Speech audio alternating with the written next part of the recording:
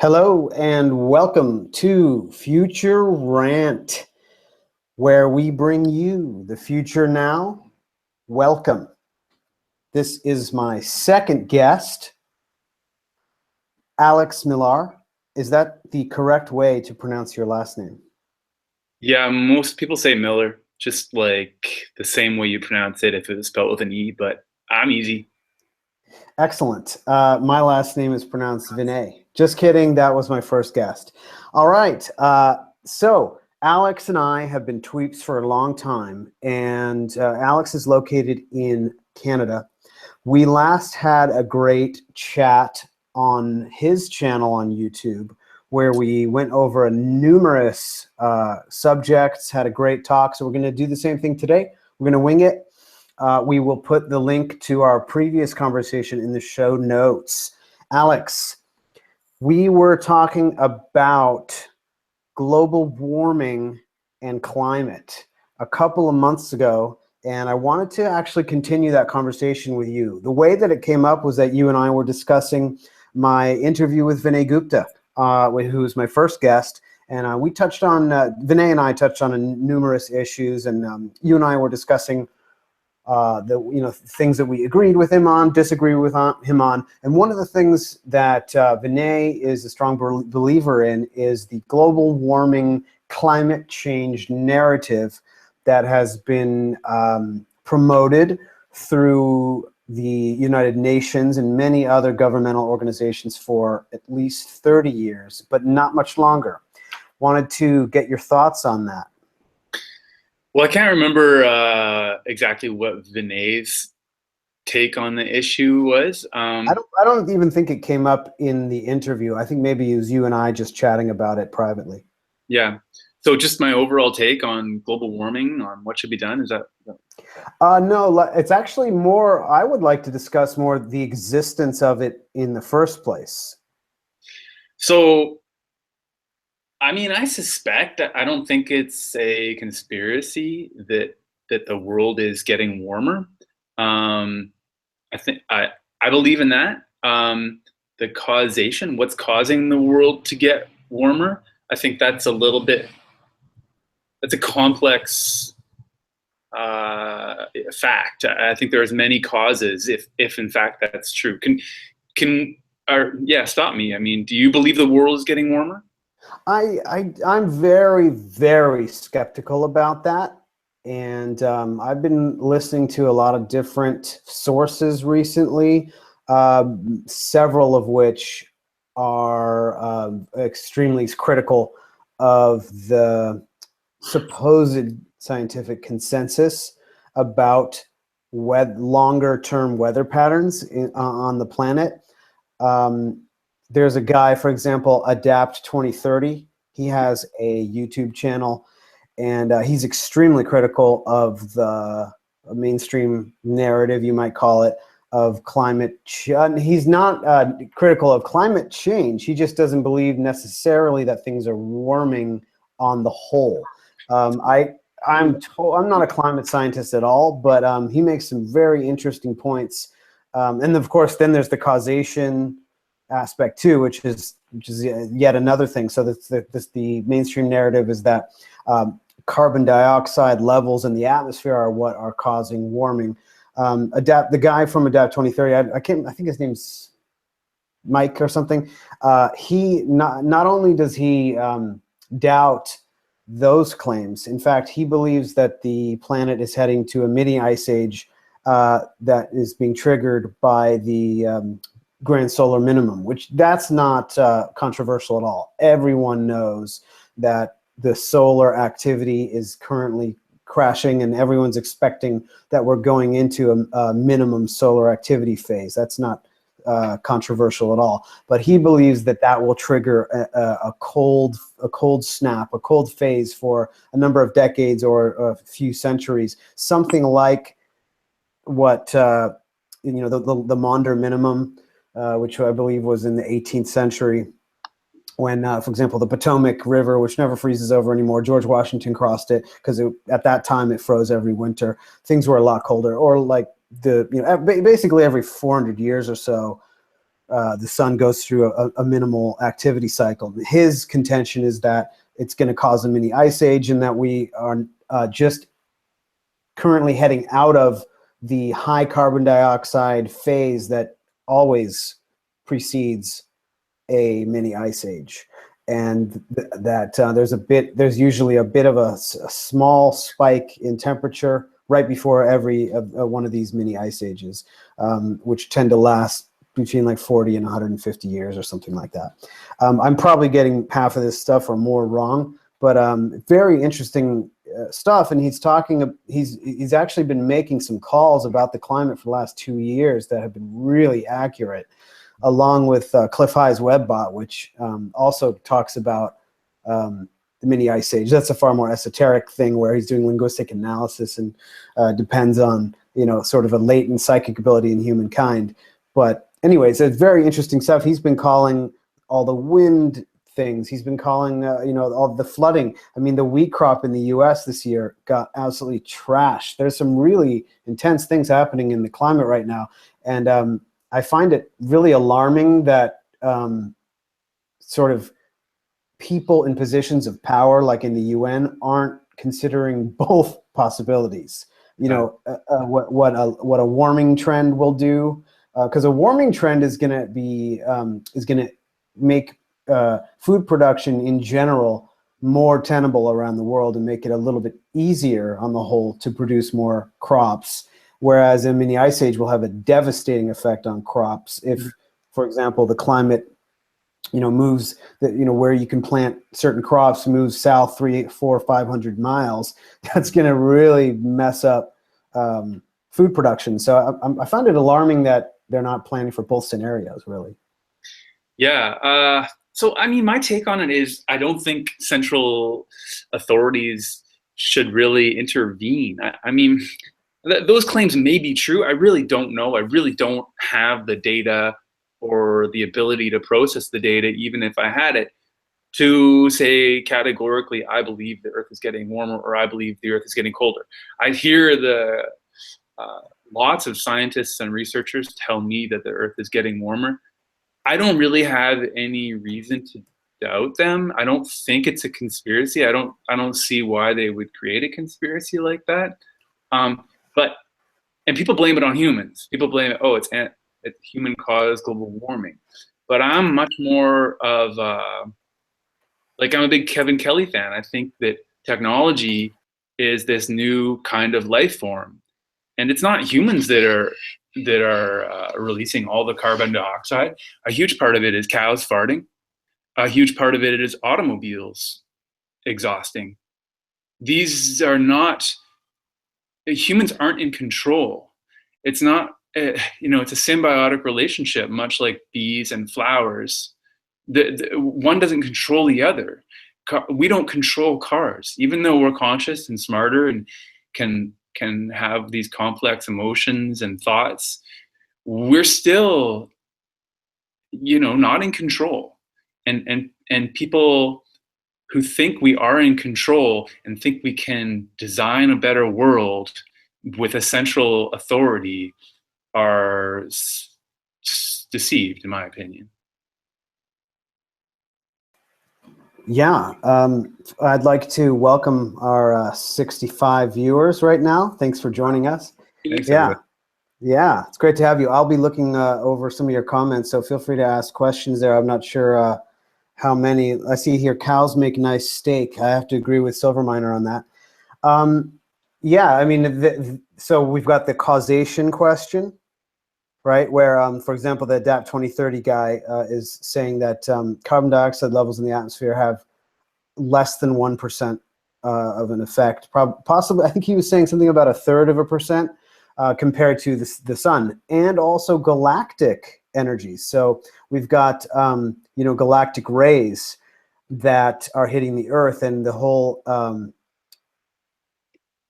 grand solar minimum issue. Well, that causes, and this is once again fairly established, fact here, that when you go into a grand solar minimum, the less amount of sun's radiation hitting the Earth means that the magnetic field in the Earth is weaker. Therefore, the magnetic field is blocking less galactic rays. And galactic rays, they're finding over just the last few years, are a direct cause of clouds and in turn rain. So a lot of the a lot of the beautiful clouds, I'm looking at some right now, a lot of the beautiful clouds that we see every day are actually caused by cosmic rays striking the atmosphere. And that can greatly affect the amount of rain that falls in any given area. The Earth's magnetic field is less, therefore we're going to have more rain, more floods. So it's a really complex system. And so then you go, then of course there's the factor of acting, like how do we react to this stuff? And that's where I completely agree with you that if you have a centralized decision-making structure, not only is the moral quandary a real problem for you, but also just the accuracy of it. I find that folks such as Vinay Gupta are endemically, in my opinion, it's almost fatally hubristic and arrogant that the quote-unquote experts are the ones who hold the truth, and that there is such a thing as established science or accepted science. This scientism that gets critiqued by people who understand risk and probability theory, like Nassim Taleb. Not only are the problems in that, okay, if you're wrong, then it could cause more problems than you think it is, and you're utilizing coercion, because these centralized infrastructures, of course, are governmental in nature generally, and they have the backing of violent force in order to enforce their ideas, their hegemony, their conception of the truth. But you also have the issue of centralized knowledge infrastructure enabling these wrong conclusions, sometimes intentionally, by power brokers. Yeah, that makes me think of this whole ICO story that's happening right now. It's fun. Krista Rose wrote a great article a day or two ago. I'm forgetting his About name. the SEC. I'm forgetting his name right now. I'm bringing up his article. Chris Dixon wrote a great article today, taking the opposite sort of take. Chris's take seems to be these are illegal because they're not going through the authority that regulates securities, and they're scams. I agree with him on both points, but why do we need a regulator to tell us what we can and cannot invest in, what we can and cannot sell? It's buyer beware. Fucking grow up. Like, people are going to get scammed, yes, of course, but why do we have to go through this central agency telling us what we can and cannot sell? I've sold all my Ether tokens. I'm not a fan, but I think it's fantastic what's going on right now with these ICOs, and something's going to succeed because there's so much interest, so much hype. Something's going to come out of the weeds and flower in a beautiful way.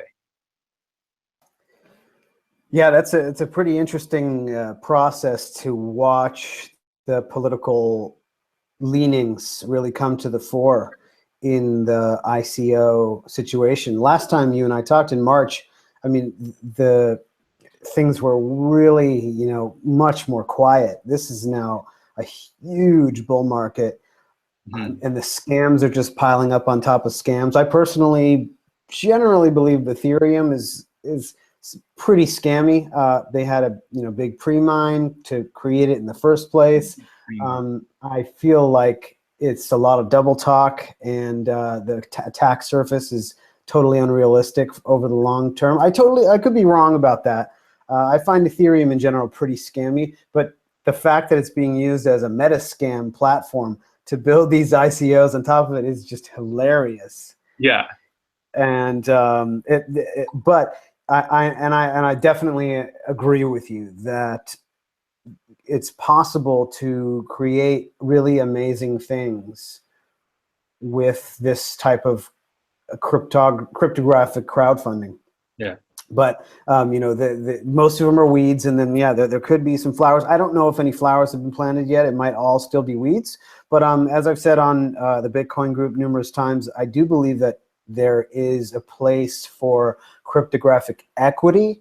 As far as token schemes for use on platforms, that's a different thing. That might also work. App coins, I think, as they're known. But really, the issue here that you brought up is the political one. And Christopher Rose is vehemently not a libertarian, so it makes sense that he would reach out to an external coercive authority in order to try to crack down and I guess save people from themselves, whereas maybe you and I are more on the meritocratic end of the spectrum, where we believe that buyer beware, and that lessons are better learned through experience than through coercion and sort of running to daddy. I personally see it as kind of as a running to daddy. It's an authoritarian impulse where Christopher Rose thinks that these guys are out for our best interests, and he wants them to jump in and do their job for the crypto space as well. And I think that's personally very naive. I believe he probably thinks we're being naive because, that's just going to cause more Ponzi schemes. I believe that Ponzi schemes only work for the first generation. Then the cynicism really takes over, and it's a matter of learning how to deal with dishonest actors in the world. And the more you put that off and put Band-Aids over it, the slower that lesson is going to sink in. Mm-hmm. I agree. That's fantastic. I always think of there's a cartoon and there's like a cliff, and it says, maybe it says danger cliff or something, and the guy's looking over a cliff, and then someone falls over, right? So they put up a railing, and they're like, danger cliff, and all these dozens of people come to look over the railing. The railing's there to protect them, but of course it fails, and not one person dies, but 12 people die. That's what the SEC is effectively doing. Oh, I completely agree. It's such a perfect metaphor to describe second order and higher order effects. In other words, what people call side effects, right? They're the undesired, unforeseen, black swan, or just plain, consequences of taking these actions to try to stop things. Yeah. When you try to stem a flow, that energy has to go somewhere, and it's going to go around it. It's going to go in different directions, and it's not always possible. In fact, it's usually not possible to predict how laws, for example, are going to affect a society. Mm-hmm. And it is absolutely the government, politicians are absolutely immersed in this totally naive and short-sighted thinking where they only consider first order effects. They have no training on risk analysis at all. Mm-hmm. And the whole idea of passing a law in order to dissuade people from doing something is quite misguided in almost every case, in my very subjective opinion. Yeah. Those second order, higher order effects are so important, and they're not considered. It's rife. This issue is absolutely rife in government. And I think that actually at this point, with the technologies that we have coming out, that I believe will be one of the mistakes, one of the endemic pattern mistakes that will actually destroy the current societal systems of coercion, what we know today as nation states and governments. Yeah. I think what's going to happen is that Bitcoin's going to take over. And I think that the Well, when that happens, governments and authorities will lose their ability to create dollars, rupees, euros for free, and that's going to have a huge, deep effect of depowering authorities. I think, I don't know how long this is going to take, because they really do have a ton of power right now, a ton of land that they could sell. It's really what happened back in France during the French Revolution. They were printing all this paper money. People lost faith in the paper money, so they had to sell all the church lands, and they couldn't do it all at once. So they're having these IOUs for future sales of church lands, and it's just gonna, I don't know, it's gonna be really interesting to see how this great transition works, because we're right at the first step right now. I think we're gonna have to move. Hopefully, it'll move more towards cities.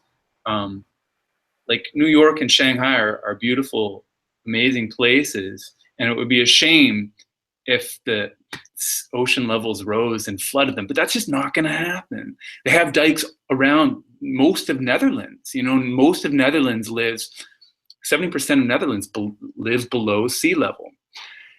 And it's a windy place. They have storms there. It's on the Atlantic. You know, if they can protect Netherlands, surely they can protect New York and Shanghai.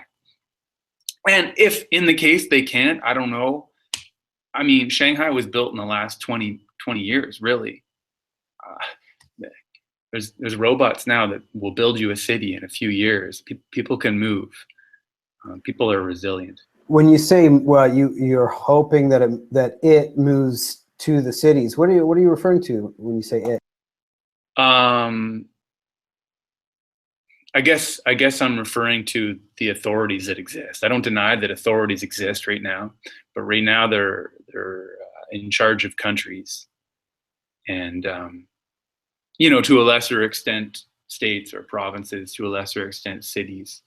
I think we're going to see a decentralization of that power, because I assume that the power of those states is in large part propped up by the power to create money for free. Yeah, I completely agree with that, and I do believe we are at the early stages of the reversal of the 20th century trend toward megastates, and the last real big push toward a megastate was, of course, the European Union. That's really dissolving before our eyes. I mean, Brexit was a good symbolic sort of turning point where you could say definitively, okay, well, you know, the rumblings were there well before this, but this vote is the trend is officially reversed, and it's so obvious to see that the EU is heading toward dissolution. And of course, you know, we're going to be going back toward where we were in the 50s, but then I totally agree we're going to continue decentralizing more from there. And I also agree that the existence of large nation states, large tracts of land that are held together somehow, it completely depends on this creation of money. And of course, the expansion also depends on the creation of money, and that will be a key factor. And of course, one of the reasons why you and I are so into Bitcoin. It's amazing to see that, yeah, just how much of the people's thinking is dependent on governments wielding so much power. It's one thing to have a monopoly on violence in a certain geographic zone. It's another thing entirely to have a monopoly on money creation, and far, far more consequential. And I think definitely Vinay Gupta, we were talking about, has put all his chips, he's doubled down on the nation state, keeping lots of its power. And he might be right, certainly for a decade or two, but I wonder about the longevity of the modern nation state after that point. I really think we're going to be seeing, like you say, a move towards something like city states. And I think that will be so positive, because I think about this a lot, actually. I'm you might call me a libertarian in that I believe that we should incrementally move toward a more freer society. But you could also call me an anarchist in the sense that I don't believe governmental schemes have a moral basis. Now, I also think that a pure anarchy requires either almost no technology or really advanced technology, and I don't think that our current state of technology quite supports, a complete, like, individualistic, governments of one, 7 billion governments of one. But at the same time, I have a heart, and I understand that people, the elderly, the young, the sick, these people also deserve to have dignity in their lives, and everyone in the world, I believe, deserves food, access to food, water, and shelter, and even healthcare. But I don't think that it's worth coercing other people in order to get it. So it's a bit of a quandary. It's not like I have the solution for that. I'm just saying I don't believe that using coercion to create that is worth it. Right. So that's why I'm not a leftist. And yeah, I think we're in the same boat on that. But what I wanted to say is, on the city-state level, if you can bring that government into a more local zone, then it becomes a community issue. This large nation-state idea really is as a dissolving force on our local communities, and I think it's going to be really empowering for just like a town or a city or even a neighborhood, where it's like, okay, well, we've got 11 people with Down syndrome, 1,064 elderly, and and it becomes a lot more manageable, where people really can come together and take care of their community on a small basis, rather than having these giant infrastructures that completely invite fraud and graft. And dehumanization too. A friend of mine the other day was talking to, I was at the beach with two friends, and they're having this conversation about how it would be so great if government built a new institution that brought children into the homes of elderly people, so that the children could learn from the elders, and the elders could be entertained, and by the youngsters, the youngsters could bring joy into their lives. They thought this would be so great. And I'm just thinking, this is an institution on top of two other institutions that have taken that natural phenomenon away from humans, namely the school system and old age pensions. Old age pensions allowed middle-aged people to say, well, mom, dad, you don't have to stay in our basement, or you can go to this building, and the government will pay for you to stay with a bunch of other old people. And schools, of course, acted as babysitters, so that the old people didn't have to. And now they just want to make one more layer on top of this mess. And of course, like you said, there's going to be these unintended negative consequences to this. It's just ridiculous. And then the other thing that I wanted to say was, if we brought it into city space, and when I say it, I mean authority, people would care about their neighbors more. When people walk by homeless people now, and it's very easy to say, well, I'm already paying taxes, I don't have to help you. I'm already helping you. It's right. such a dehumanizing situation. Yeah. That leftists and socialists have put us into. Well, I think it's a natural, not just leftists and socialists. I mean, it's a natural consequence of this, of the logic of violence for the nation state, that you're gonna be dissolving communities, and because the government wants to take the responsibility, and people who go into government want the power and want the fringe benefits that come with that. And power brokers want to be involved in government because it's the final stop, it's the backstop, it's the coercive, violent backstop for any interaction, and they want that position of power. But of course, it creates this situation where people don't take they don't take responsibility for their community, because it's somebody else's job, and it really is their job, but it'll never do as good of a job as people will who are there on the ground. And so it's going to be so positive. You know, this reminds me a lot. I'm reading currently Saif Edain Amos's new book about Bitcoin. It's just a rough draft. I'm checking it out for him, and it's fantastic. And basically, I'm reading the beginning, and he's talking about sound money.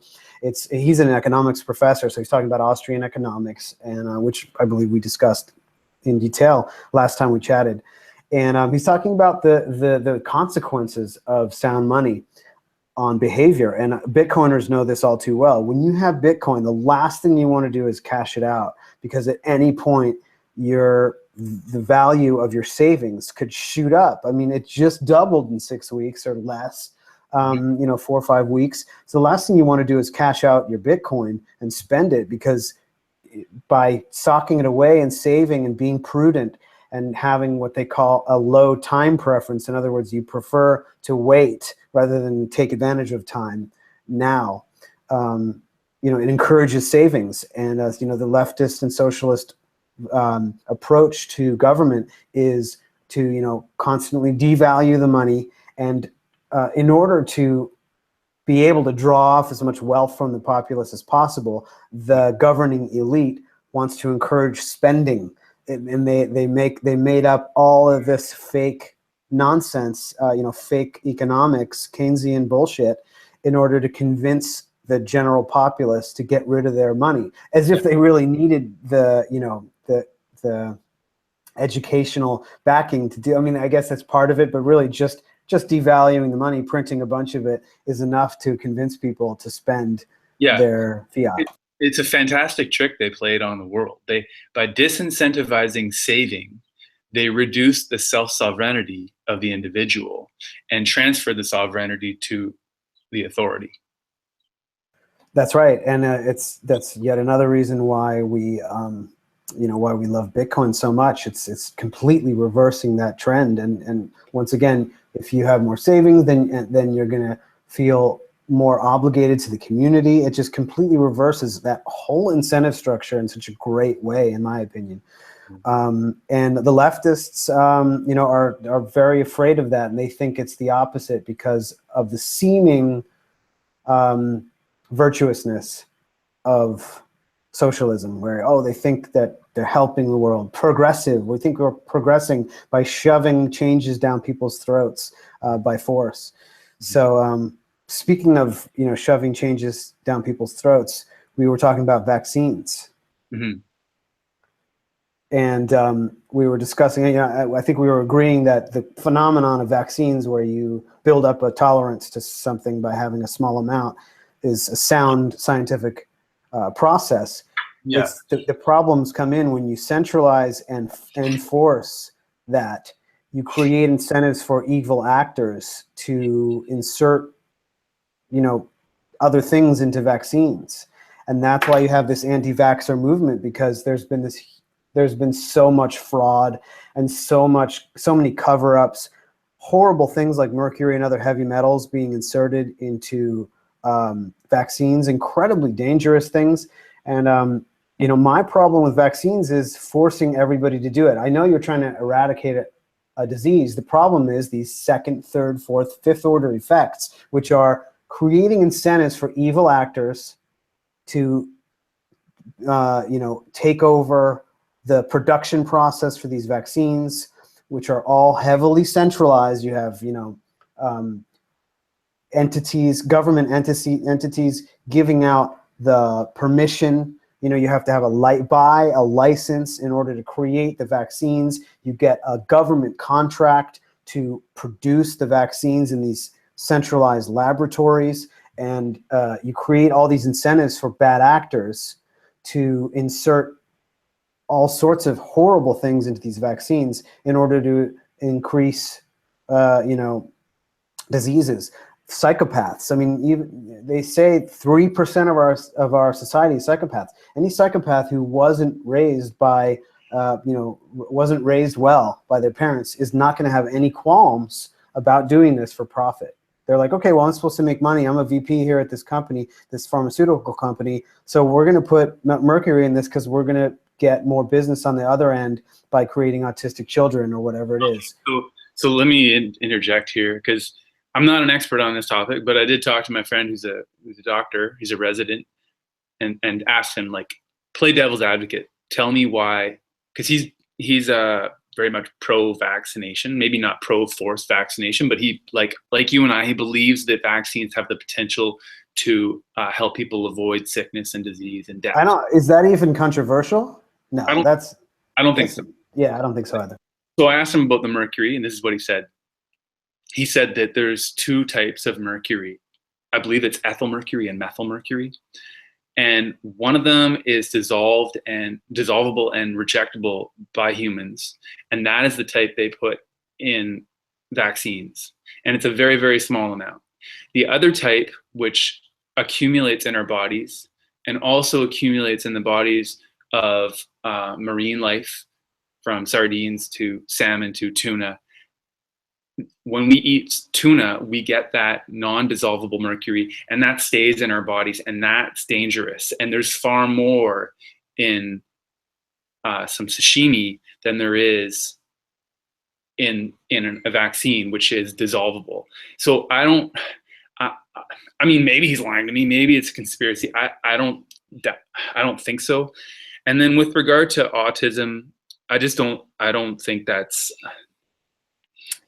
he told me about this a couple weeks ago, and I don't remember the exact story, but he said that was he didn't believe that causation claim that vaccines cause autism. Here's the problem with making any of those claims. Mm-hmm. It's the risk analysis side. My brother, I hate to call him out on the air, but he has a degree in molecular biology, and he's pro-GMO. The problem with that is he doesn't have the background in risk analysis to appropriately analyze fat tails. What fat tails is highly unlikely results, which, however, can cause catastrophic problems. Mm-hmm. So, for example, in the case of GMOs, okay, yeah, maybe there's a 99.87% chance that you're correct that introducing genetically modified organisms into the environment is not a problem. But that tiny chance that you're wrong means ecosystem collapse. Right. It could cause billions of deaths. If the authorities make everybody get vaccine A. And that's where I'm with you. I totally agree with you. Authorities should not force people to take medicine. And I'm totally anti-state-run medicine. I believe that you and I are adult men. We should be able to choose our medical care. And our children's. And nobody should coerce us to pay to make one system cheaper than the other. Vaccines, there's definitely benefits to herd immunity. If everybody's vaccinated for smallpox and it just disappears, that's great. That means that future generations wouldn't have to take vaccines, but that's just not, I don't think that's moral. And I think you would agree with me. We shouldn't force people to do that. Yeah. And it's precisely because of uncertainty. If you have risks, even if they're only very tiny likelihood, if they're extremely serious risks, it's not worth it. Mm-hmm. If the risks are so extreme, for example, for communicable diseases, or like we said, for ecosystem level, introducing things into the environment that have ecosystem levels of effect, even if it's only a 1 in 10 million chance, or 1 in a billion, or 1 in a trillion chance, if that 1 in a trillion means billions of people die, you just don't do it. Mm-hmm. You can't legitimize that.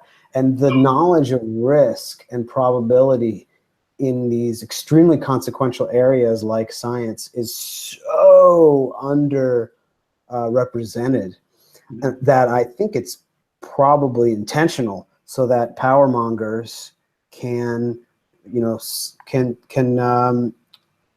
what's the word I'm looking for? Swindle the public. And so your friend is judging is making his judgments based on medical journals. And medical journals are centralized points of failure. They're centralized points of trust that are very easily manipulated.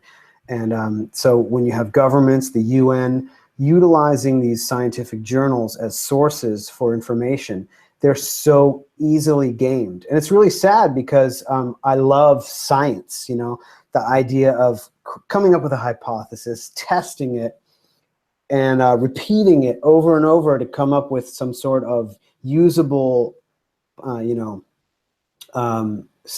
information is wonderful, and the engineering that can come out of that, it's just a fantastic process. But the idea of scientific consensus and this centralized process of publishing has completely held back the world for so long. I personally believe in like hidden science and hidden engineering, which once again, Vinay, we didn't get to that in our interview because his phone died, but he specifically stated that he believed in hidden engineering, but not hidden science. And I believe in both. I think that there's a lot of science that, you know, since at least Tesla, if not longer, that we've been, you know, that we haven't had access to because of this centralized process of information flow that's finally breaking up. You know, that reminds me of a point you made earlier that I wanted to bring up. You said that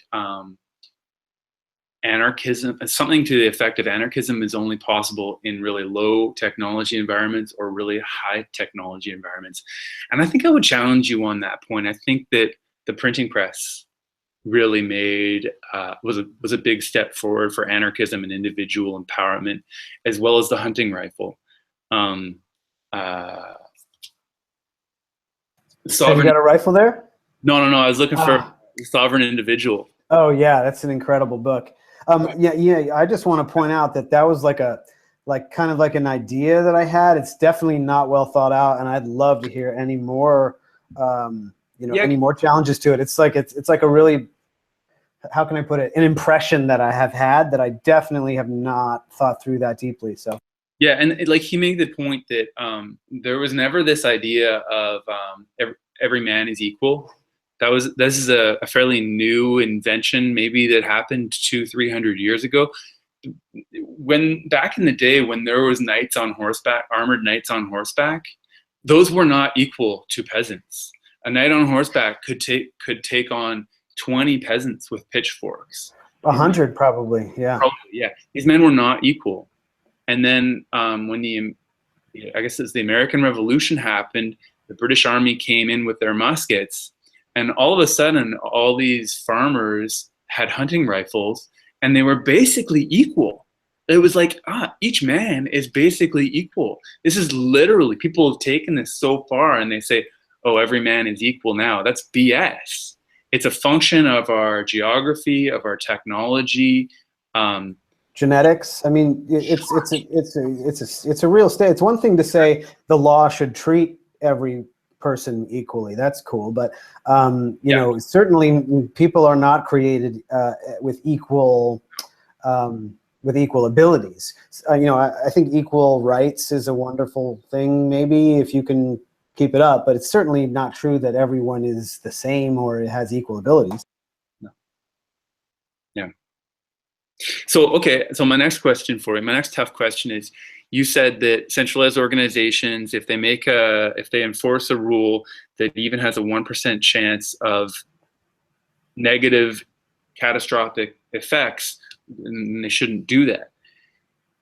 What about SegWit? Do you think the potential implementation of SegWit could potentially be catastrophic?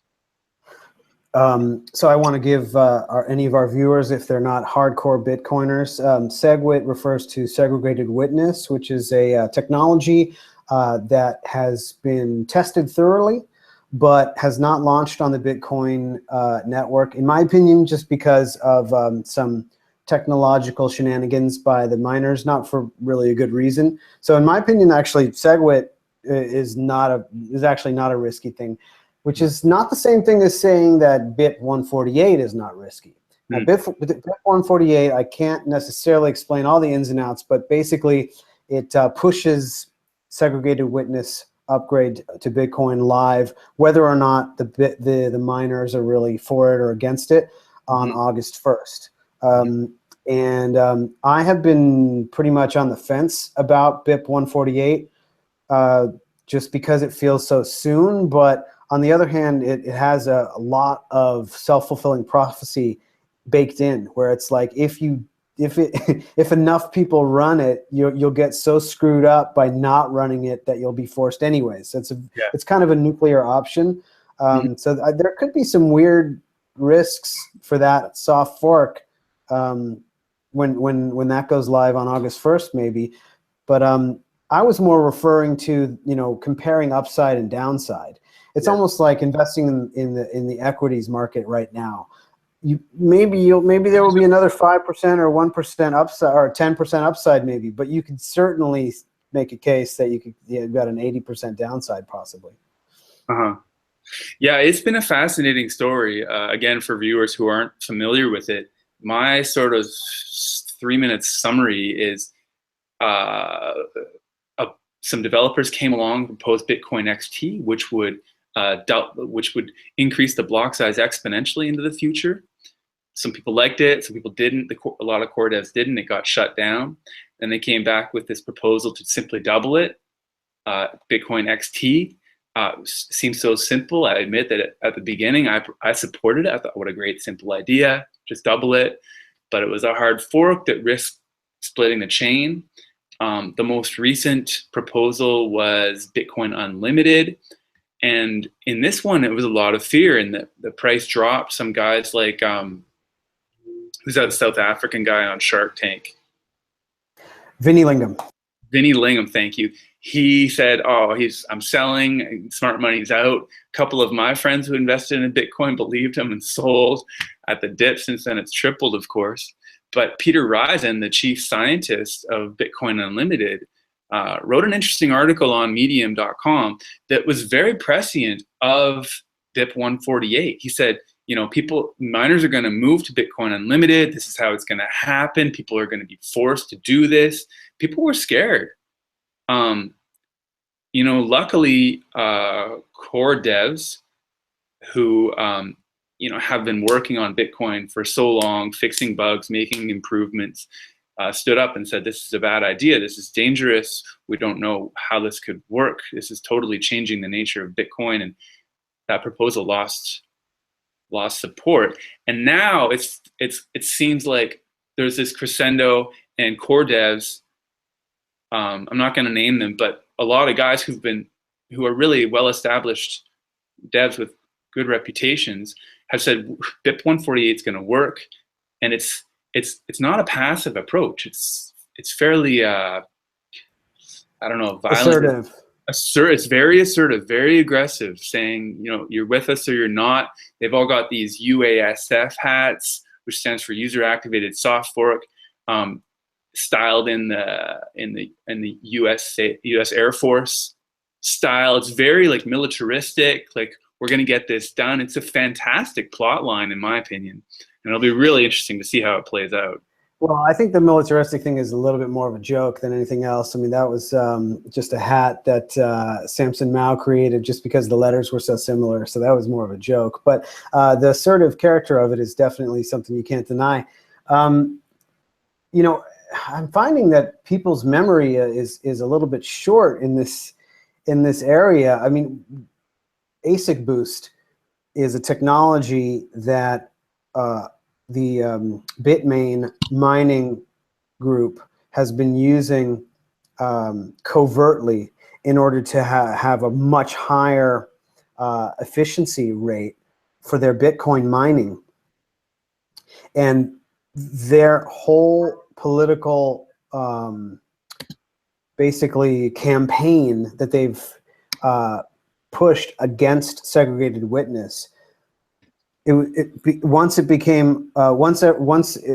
Greg Maxwell reverse engineered their chips to show that they were using ASIC Boost covertly, and that segregated witness would break that and remove their advantage, their economic advantage with more efficient mining, then the mystery was solved. I was personally thinking, geez, what is going on? Why are these guys fighting segregated witness. Segregated witness is such a great upgrade for everybody. Yes, it might affect miner fees temporarily, but why are these miners against it and these like are cool with it because they know it's good for Bitcoin long term? Is it just short term thinking? It doesn't make sense. And I was thinking, geez, these guys, maybe there's like a CIA plot or something. They're trying to prevent Bitcoin from fixing the transaction malleability bug and scaling. But then once the ASIC boost thing came out, they're just making more money now and they don't want it to stop. So I don't know why people aren't talking about that. The fact that the whole reason why they've been fighting segregated witness is just so they can keep their unlevel advantage. And they've been lying the whole time and hiring troll farms and all this horrible stuff that's keeping Bitcoin from moving forward. They've destroyed their credibility by fighting segregated witness, which is a great upgrade. Nobody's really against it. So now now they're just delaying. They want to try to keep their ASIC boost advantage as long as as many blocks, as many 10-minute chunks of time as they can possibly squeeze out of this political situation. So now Barry Silbert, who's he's a finance guy, he doesn't know shit about any of this stuff. He doesn't even understand the idea of this decentralized consensus, which admittedly is basically the opposite of corporate structure. He came out and tried to bring the industry heads together, which is yet another totally tone-deaf approach to consensus in Bitcoin. He brought all these guys together and said, oh, okay, now the miners are okay with SegWit as long as there is a 2 megabyte hard fork, which is basically like, okay, you guys have been fighting segregated witness for 18 months and now you're just willing to make this compromise just so you can get a hard fork. And then it turns out that the hard fork code was only one that they were okay with. And now they're showing that they want to use extension blocks, which still allows them to use their covert ASIC boost. So this is all a wonderful illustration of game theory mechanics. There's, as far as I'm aware, no external actors involved in this particular conflict. It's all within Bitcoin and within the economy of Bitcoin, where the miners have the normal incentive to make as much Bitcoin as they possibly can, to make as much money as they possibly can, and they're just fighting tooth and nail to keep whatever advantage they have over each other. And I think it's wonderful, and it's definitely going to fail. I mean, BIP 148 is a nail in the coffin. Even if BIP 148 didn't happen, I think SegWit, maximum 18 months before SegWit goes live, and then we've got incredible payment channel technologies to look forward to that will increase the scale and speed of transactions. I hope so. I hope you're right. I think you're right. I watched a great keynote conversation with Linus Torvalds the other day on YouTube, and he made this point. He said, did he say fuck innovation, screw innovation? He said, forget about innovation. People who want to innovate, like forget about that. Listen to the people who submit the patches.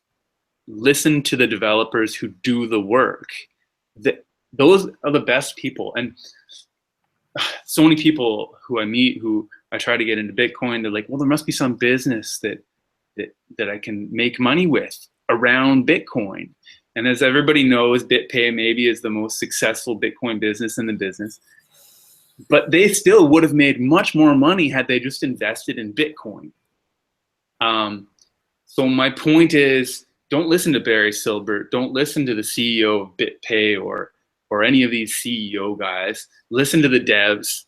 The devs are saying, like Peter Woolley, Luke Dash Jr., the list goes on and on. All these guys who've been working, they're SegWit guys. They're BIP 148 guys. So that gives me a lot of confidence. And like you, I don't understand. I don't understand user-activated soft fork. I don't understand BIP 148. These are all things that are, I'm playing volleyball. I'm not a computer coder. Right. Well, no, I have some skill with computer code in general, but I'm not able to go in and read the code for the BIP and really see all the implications. I mean, that requires familiarity with the entire code base. So there's really only, a few dozen or a few hundred people in the world that can really read that and check, and really grok all the ins and outs. I am able to, I I have hands-on experience professionally writing software.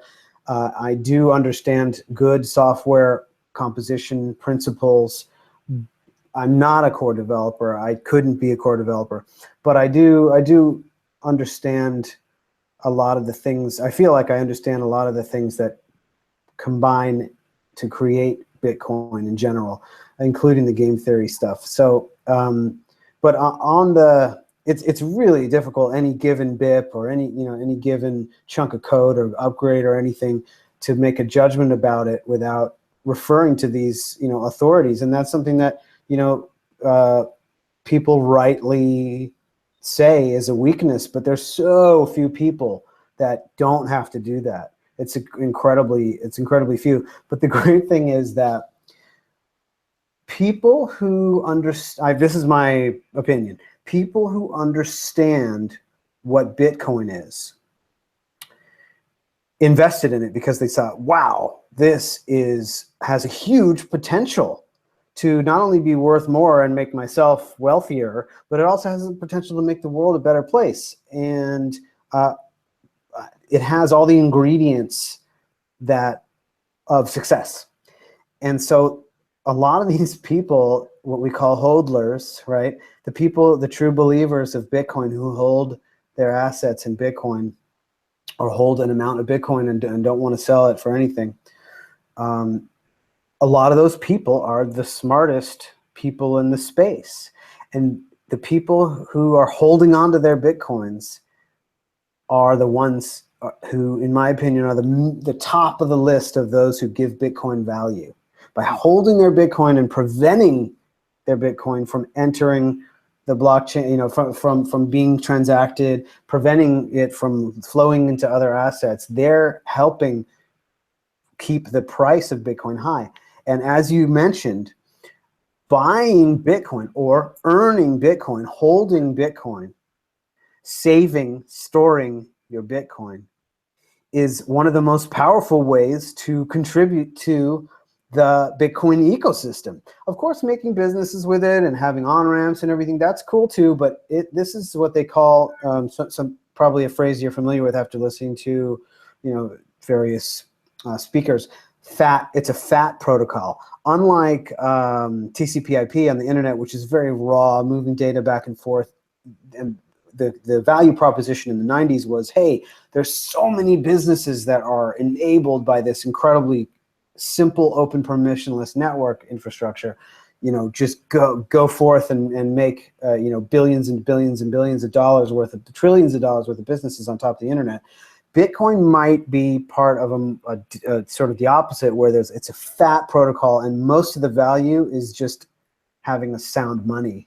Yeah. And then there's a thin layer of businesses that can also ride on top of that. But just by having more liquidity and more value in the Bitcoin ecosystem, you're incredibly helping Bitcoin. Just by buying or earning it and holding it, it makes other people able to spend or able to utilize Bitcoin more.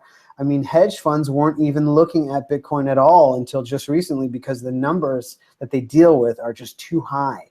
It wasn't practical to buy $50 million worth of Bitcoin until last year or this year. And it would just affect the price too much. It was too hard to get a hold of the Bitcoins. Even now, it's hard to get a hold of it. But when the price doubles, then other players can get interested and get involved. And now we're seeing, as I predicted in 2013, 2017 is the first year where the Wall Street players can really say, oh, okay, cool. Now I can actually get involved here, because I can't move in my business. I can't move $90,000. It doesn't really make a difference. I need millions, or billions. Yeah, it's exciting times. Amazing. It's been really great to talk to you, Alex. Likewise, Gabriel. Thanks for having me on the show. Likewise, and we'll do the next one. We'll do our next chat on yours, and then we'll come back on FutureRant for number 2 over here. I don't know, man. I think maybe we should stick here. We have 100 viewers watching us. You have a way better channel than I do. Hey, this is World Crypto Network. I'm not necessarily responsible for building it up. Mad shout outs to Chris Ellis, yes, Thomas Hunt, and of course Vortex. I've been on his, he was the first one to let me on his show a couple of years ago. So Fantastic stuff. We'll do it again here in a little while. Great to talk to you, man. Yeah, likewise. Bye, everybody. Thanks for watching. Thanks, guys. Thanks for watching, everybody. Nobody asked anything interesting, so very funny stuff. We love you all, but hey, there's Vortex. Hey, Vortex, you the man too, brother. Okay, see you guys next time on Future Rant.